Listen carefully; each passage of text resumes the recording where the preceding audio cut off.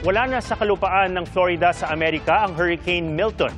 Pero sa pagtawid ng monster hurricane, bugbog sarado ang Florida sa dala nitong hangin, storm surge at kabi-kabilang buhawi na kumitil na sa 4 na buhay. Ating saksihan. Kumakalantok ang tunog ng malalakas na hangin at ulan sa Florida bago pa maglandfall doon ang Hurricane Milton. Pumambalang sa daan ang mga nabuwal na puno.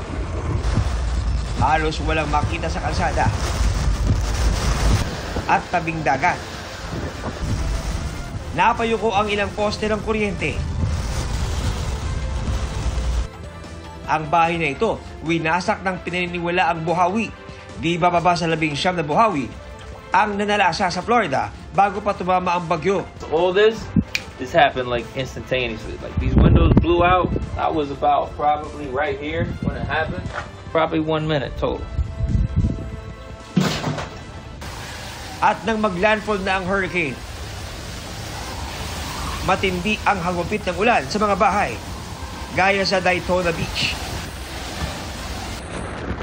Tila nanununtok din ang hangin. Binulabog nito ang mga gusali sa Sarasota.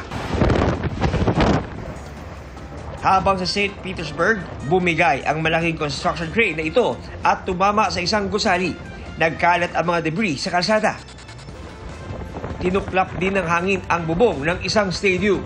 Ang pagkidlat sa Tampa Bay, pansamantalang nagdulot ng pagkamatay ng ilang traffic lights.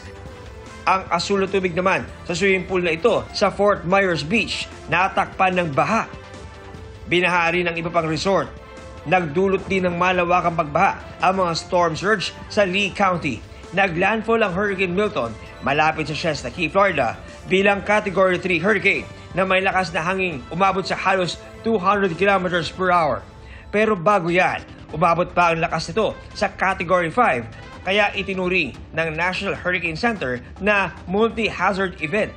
Tinawag din itong third fastest intensifying storm on record sa Atlantic Ocean. Ang bagsik ng bagyo, naranasan din ng mga Pinoy na nakatira sa Orlando City, kabilang si Joanna Roberts. Yung hangin yung napakalakas, super, at may kasama siyang mga tornadoes. So, we have to be safe.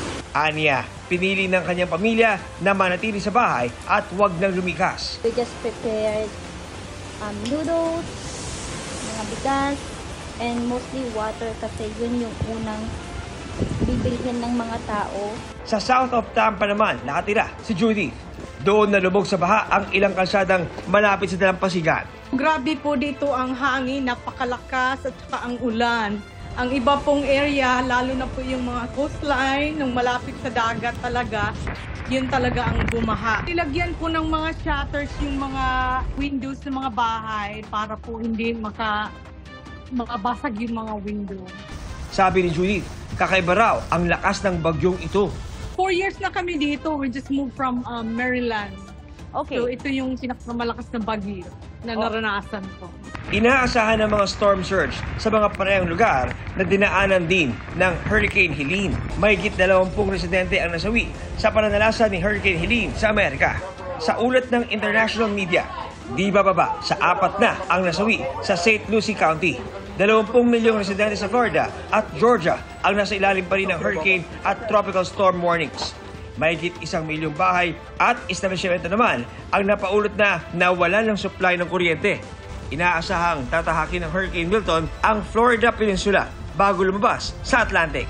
Para sa GMA Integrated News, John Consulta ang inyong saksi.